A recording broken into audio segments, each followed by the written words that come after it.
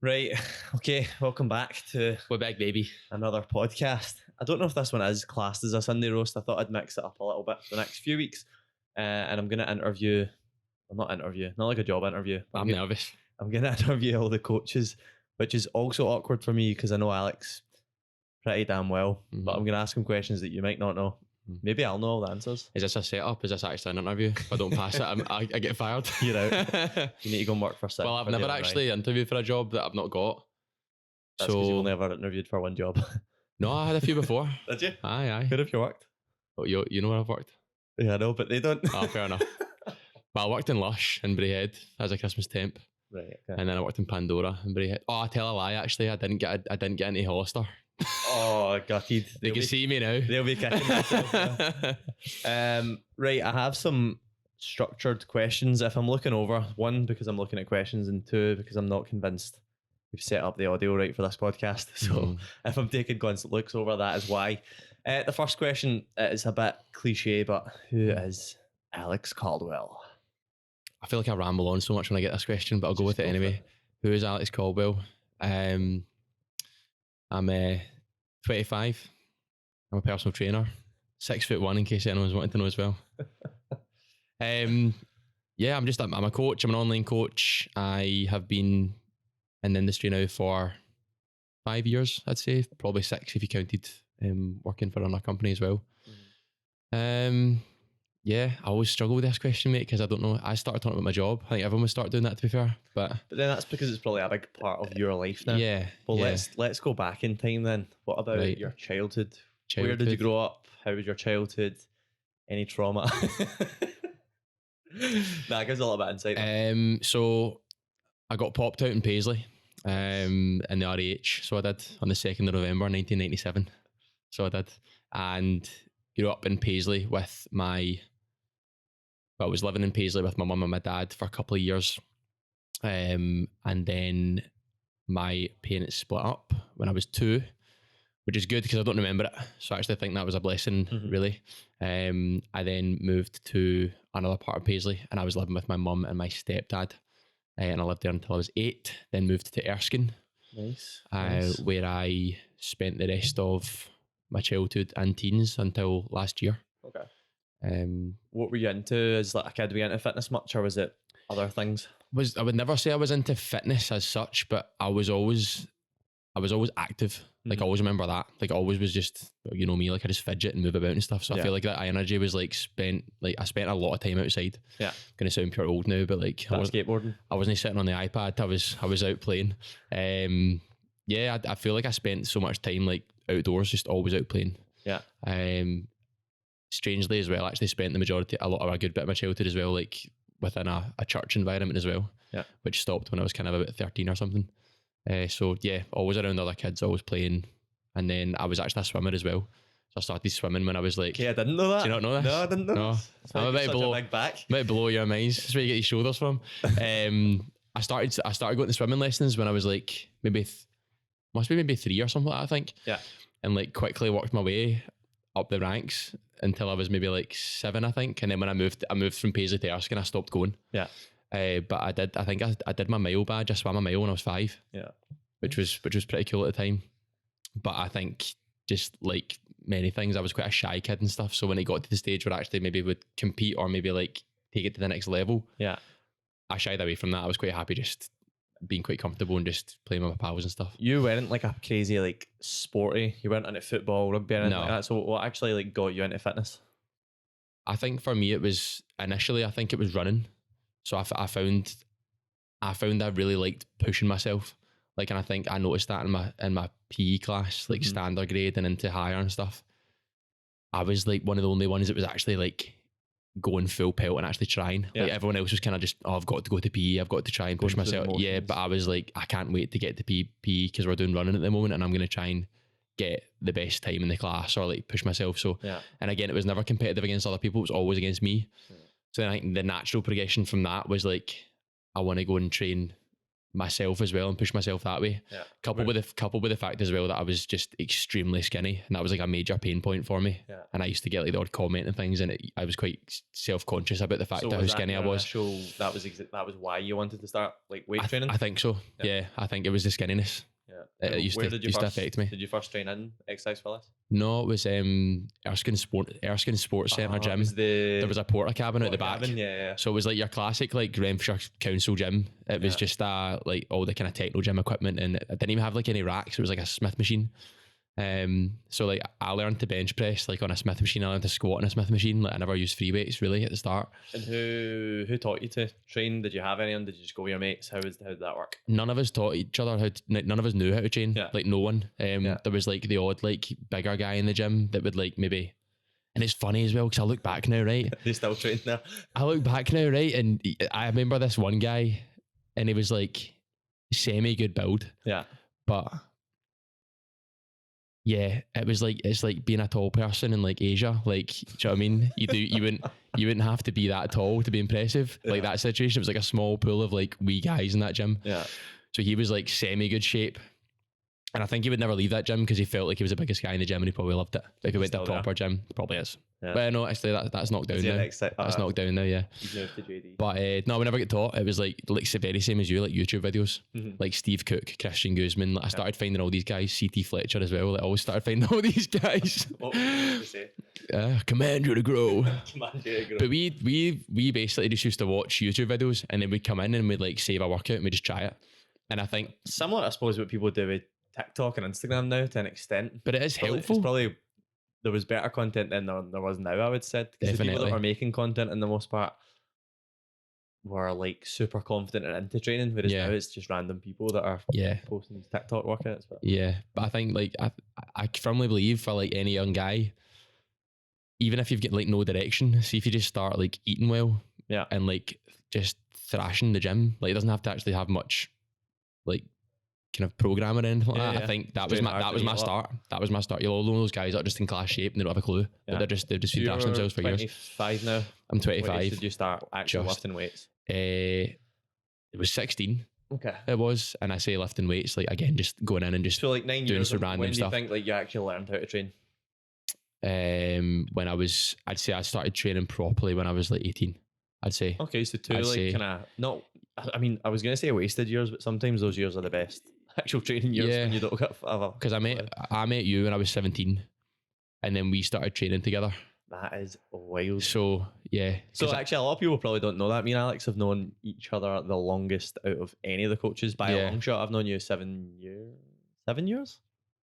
No. Well, 17 to 25. So 8 years. Must be Yeah, that's wild. So I actually met Alex through, I worked in Exercise for Less. He trained in Exercise for Less, and then I left Exercise for Less, and then he worked in Exercise for Less. And then MTN happened. Actually, what age were you? Well, how long ago was that? 3 years? Yeah. So I started with MTN when I was just turned 21. You weren't doing any online coaching at that stage? Wasn't doing any online coaching, but I'd been running a successful one-to-one business for a year at that point. As a 20-year-old, which was pretty good going at the time. Yeah. You know, I was fully self-employed. I was fully self-employed. Yeah. Yeah. Because I remember that because me and all my pals went to Vegas once we all turned 21, and then I started with MTN when I got back from Vegas. Right. Why MTN? There's only one about, to be fair, so only one that approached me. I think a big part of it, to be fair, was that I already knew you. Yeah. Like, to be completely blunt about it. And you had a lot of hype. Yeah. You had seen that. I think you definitely took a chance because you knew I was young, but you almost kind of, I'm assuming, gave me a year to see if I could do it on my own. And then you were like, oh, he's actually doing really, really well. Fair play. When did I think that? Definitely did. Definitely did. So that's been 3 years, 3 years online coaching. Yeah. What would you say is the biggest kind of things that you've learned across the last just 3 years alone? Let's go 3 years. Last 3 years alone. Since working with MTN, I suppose. Yeah. Not because of MTN, but since. I think it's actually, you'd think it'd be something to do with training or nutrition but I think it's actually working with people and actually getting really good at working with loads of different types of people and how to individually deal with each of those types of people. Yeah.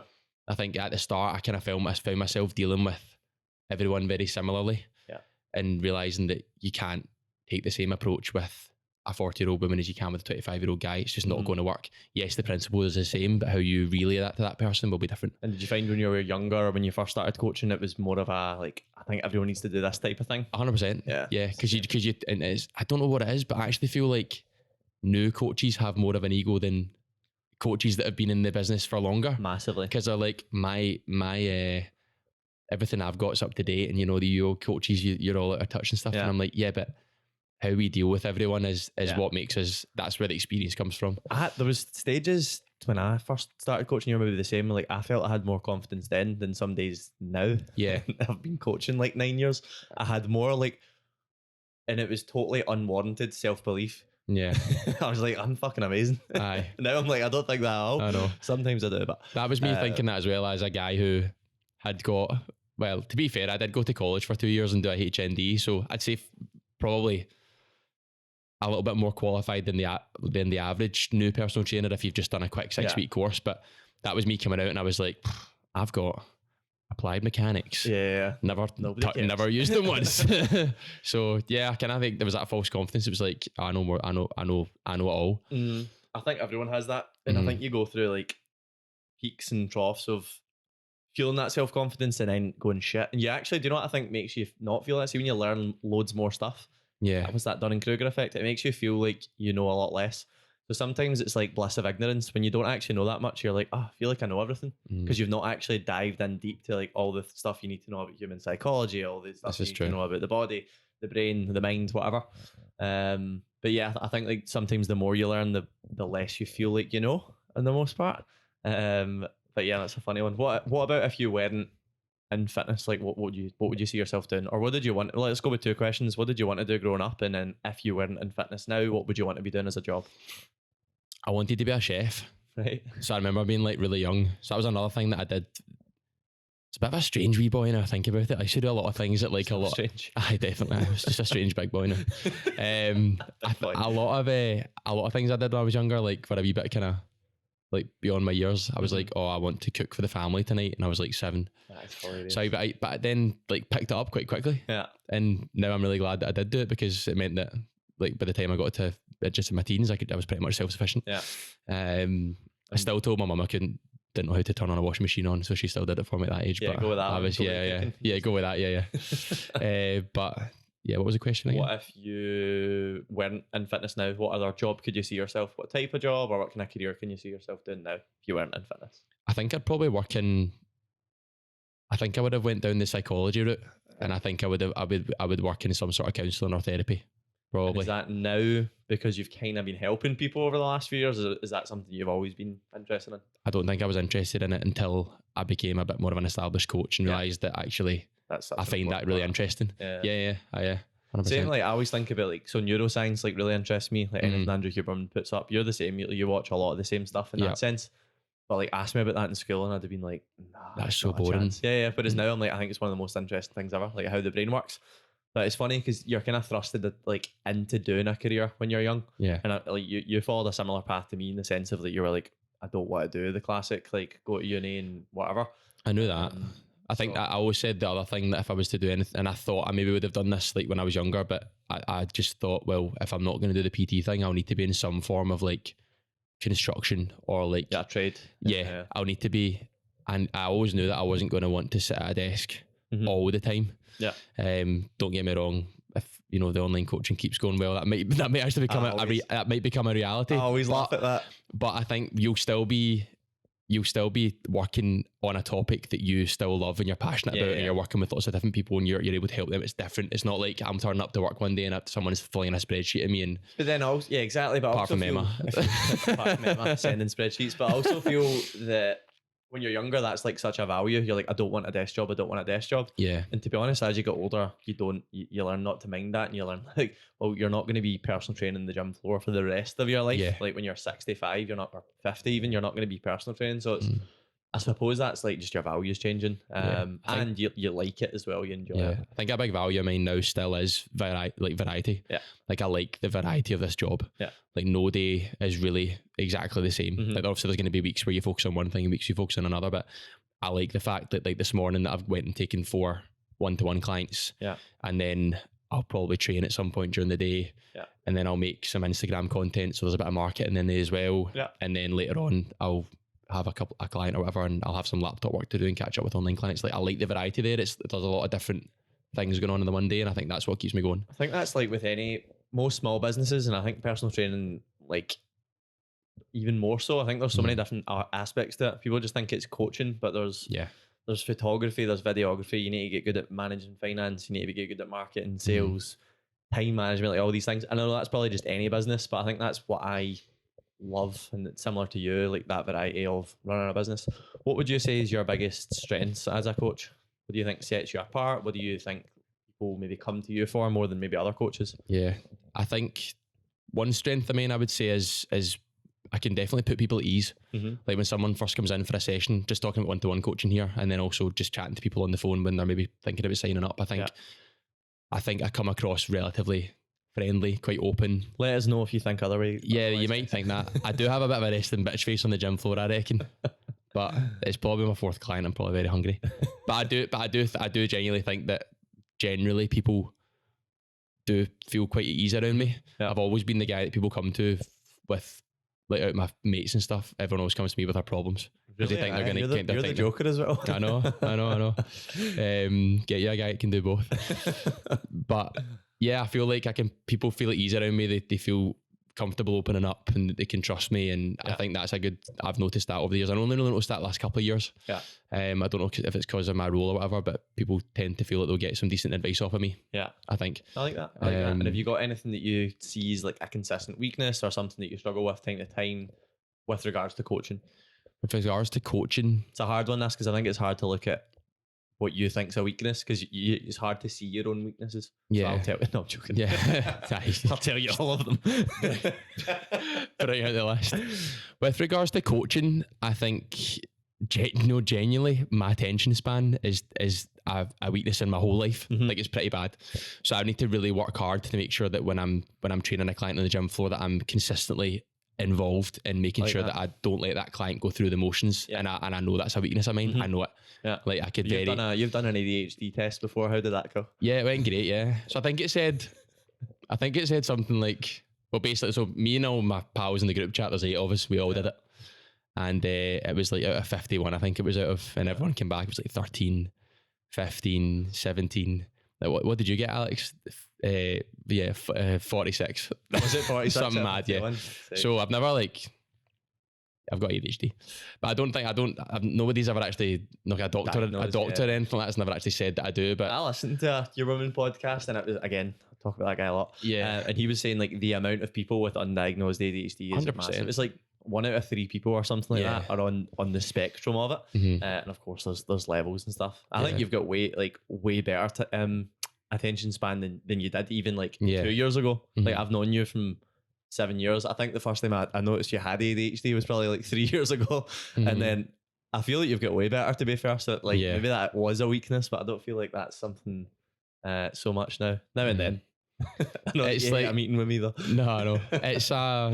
It's like if I can describe it, it's like just feeling like if I've been somewhere for too long in the one position, it's like I'm itchy. Like you need to go and go and do something else, or get up and move, or do something else. And attention span is terrible as well. So you won't even realize it, but I'll be working on something, and then 10 minutes will go by, and I realize that I'm doing something else when I really should just have been focusing on that. Because I'm thinking the whole time I'm working on that, I'm thinking about doing that instead. So that gets a little bit stressful sometimes, I suppose, when I know I've got something to do. Yeah. Well, this year you competed in a men's physique show. Did you find that helped with giving you a proper direct focus? Do you think it helped with your attention span? Or if not, what did you learn from I think experience? It did help because I like a deadline and that was coming. Yeah. So I think that helped because it was well, it's not a case of I'll do that show at some point. Yeah. It was you're getting on a stage in front of Set time frame as well. 100,000 people, I think it was. It was quite a big show. You're gonna get on a stage and you have to show off what you've done here. Yeah. And I think I like that because deadlines for me are the one. Like if something needs to be done by a certain date, I'll get it done. Yeah. I might even get it done last minute, but it's gonna get done. It's gonna get done. Yeah. So I think that definitely helped. What else would you say you kind of took from that experience? Because it was about a 12-week dieting phase. Yeah. So I mean, I was pretty restrictive, I'd say, for 6 months prior to it. Yeah. On like a higher calorie gaining phase before I then did, I think it was like roughly a 12-week cut. For that 12 weeks as well, I didn't drink. And actually like the symptoms of like not the motivation and the drive and the kind of feeling like I couldn't concentrate on things, they were so much better.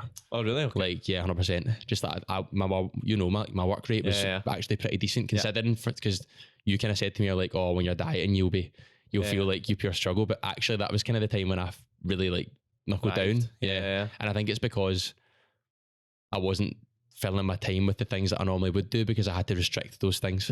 Like going out and drinking or going out for meals or going out to restaurants or going out for random days out and picking up at McDonald's. I couldn't do that. So it was like, well, all I can really do is go to the gym, train, sleep, eat and work. And I did get a lot done, to be fair. I think the more like routine you create in your life in that respect, it does help. But I also know for me, like, and again, this is different for everyone, like your ability to get lean, I would say, is easier than most people's. You can do it in more calories, which just makes it a fucking easier process. A much easier process. Is it still hard? Yeah, of course it is. But I think for me, when I was dieting, it was a case of like the first 6 to 8 weeks felt pretty good. And then the last 4, I started to struggle. But I didn't actually see that much with you. I'm sure you had hard days, but I think do you know the funniest thing about it? I just found myself getting like emotional at everything. It was hilarious. Like I'd be sitting watching like TikToks or whatever, and some military dad like bursts out of a box and his kid's like, oh my God. I was just sitting there greeting. And I was like, that's so funny. I think it just must heighten certain things. And put other things down. That's hilarious. Yeah, definitely. Because like I don't know what's going on with your hormones and stuff when you're dieting quite heavy like that, or when you're like you've got something like that coming up. But like when I was like heavy dieting as well, like my actual like sex drive's just a goner, man. Like it's just gone as well. That was terrible. Just down and it's like my fat content, although I was on still a decent amount of calories, my fat content was ridiculously low. Like so low. So I think like you know, like obviously fats regulates hormones, and sad none of them are regulated. All the ladies of Glasgow. Trying my best, but it wasn't happening. So one of our values at MTN is better than yesterday. What are you working on right now? What are you, or even consistently working on trying to improve? Right now, for me, it's more focusing on my service as a coach, I would say, and just making sure that I can provide the best service that I can. I took on a good few clients from our 12-week peak last year, and they are all, I'd say every single person that signed up with me from that 12-week peak is still doing well. And I think I'll put that down to the fact that I just definitely have screwed the nut and made sure that my clients are getting what they really should be getting from me. Because I know I'm a great coach. The only thing that ever let me down, you know, a couple of years back was not actually showcasing that. And sometimes not even telling people, like, I think I'm great. 100%. It was like definitely probably a confidence thing as well. And I think the other thing is just I'm looking to make sure that I get a lot of results with clients this year. And I definitely have. This has been the most prominent year in my coaching career from a results standpoint, just because I know that I've been more confident and I've actually let the knowledge that I've got come through with my clients as well. What do you think helped you get a lot more results? Was there any like particular things? What helped you? Was it a confidence thing? Was it the fact that you got yourself in that shape? Was it a combination? What kind of things helped? I think getting myself in shape helped majorly, because then I think I felt like I became an authority and more people started asking me questions based on the fact that I got myself in that shape. I also just think that people started to see me be more like they thought I was. So people started to see me being a little bit more, he's focusing on his training, he's meal prepping, he's doing this, he's doing that. So I think there was a level of respect that I got from doing a show, definitely, that I didn't have before. Would you ever compete again? I don't think so. No. I don't think so. I don't think it was good for my head in terms of being that I must have been looking in the mirror like 10 times a day. And video myself twice a day. And I think that is it's an unhealthy obsession with how you're looking. Yeah. Also coupled with the fact that my main reason for getting into all of this was because I hated being skinny, and I just felt skinny for like 8 weeks. Yeah. And it was actually quite tough. Like I remember thinking like, of course I've got to do it now because I'm going to do the show. But I struggled with that. It's like someone being really overweight and then they lose all that weight. Yeah, and they then change personality. trying to get them to go, right, okay, well now you're going to up your calories and get fat again. Okay. It's kind of like telling someone to do that. That was what was happening in my head. Like And I knew I had to do it, and it was going to be great. And I felt amazing on show day because I'd had a bit more food and stuff again, and I fell back out. But there was mornings where I was waking up and I was looking in the mirror and I was just like, I really don't like what I see here. Yeah. I don't feel good. And I think coupled with the factor in low calories as well, feeling a bit more emotional and all that, it was it was stressing me out a little bit. I like the process, but the things that came with it weren't the best, I would say. Yeah. Definitely. Interesting. And what would you say your goals are? Like, what are your goals now from a physique standpoint? Is that a strength goal? What are you kind of aiming for right now? I'm being completely honest right now. I think from now until Christmas time, anyway, I'm purely maintaining what I've got right now. Yeah. I feel like I look great. Like I will say that. I feel like I look great. I don't think I ever feel like I do look great. I think I look in the mirror, I always think there's room for improvement. Yeah. That's probably a me issue, to be fair. But yeah, I think from now until Christmas for me, it's just about eating well where I can and enjoying myself where I can as well. So what advice would you give to anyone that's looking to do the same? Because presumably most clients right now probably work really hard for another 2 or 3 weeks and then maybe a little bit of time off. What would your advice be over the kind of festive period? I think it's being the moments that you know you can be in control of, be as in control as possible with them. Yeah. And then know that when you are going out that you can enjoy yourself. I actually don't really like clients going out for Christmas nights outs and stuff and continuously maybe trying to track a staff night out or something like that. I think that's to the point where it's a little bit unhealthy. Yeah. But I think if you're as good as you can be around about that time, then great. And it's building habits that I noticed. I did this yesterday, and it's just, you'll do stuff like this as well. But I got up, I hadn't been to the shops for anything for breakfast, and there wasn't much in the house. Now I don't mind saying that I was like, what can I have for breakfast? And I literally had like a bowl of cereal, which most people would be like, that's it, that's fine. Yeah. I had a bowl of cereal, and then I had a scoop of protein and a shaker beside it, and then a bowl of raspberries. Yeah. And I'm like, that's, to me, is still technically complete now. Yeah. Whereas I wouldn't have not put the protein shake on the side, and I wouldn't have not had the fruit with it. Yeah. That's just the way I work. Right. But I didn't even notice I did that. I just did it. And I think that's the difference between someone in my head that like will continuously stay in shape for the rest of their life and someone who won't, because you know that, yeah, okay, let's put that protein with that meal. There was also like a pint of water beside it as well. Well, that's what so it's just silly things like that. What's some of the things like that you do that maybe you just deem as normal and are part of your life, but other people don't? What are some of the habits that you have that are just totally normal to you that allow you to stay in this? Because I mean, you stay in fucking phenomenal shape. Yeah. Pretty much year round, as much as you might not think so. You do. Yeah. What are some of the things that you do that actually help you stay there? For me, it's like if I don't train 4 times a week, I just feel like that's just a non-negotiable for me. It's like, have I trained 4 times this week? Have I done a push session? Have I done a pull session? And have I done my legs once this week? That's always a non-negotiable as well for me, because legs were an area that I really had to try really hard to get looking semi-decent. I'm still not happy with them, but they're much way better than they used to be. Yeah. Yeah, it's those things. It's like, have you trained 4 times a week and have you done legs once this week for me? Yeah. That's it for me. Interesting. And so mostly around training then for you? Mostly around training. It needs to get done. I'm not a big steps guy. Like I don't need to do steps because I think naturally my body just burns a lot of calories. So You're pretty active though if you look at your day. I'm active, to be fair. And I think that just like every meal that I have, there's water on the side of it.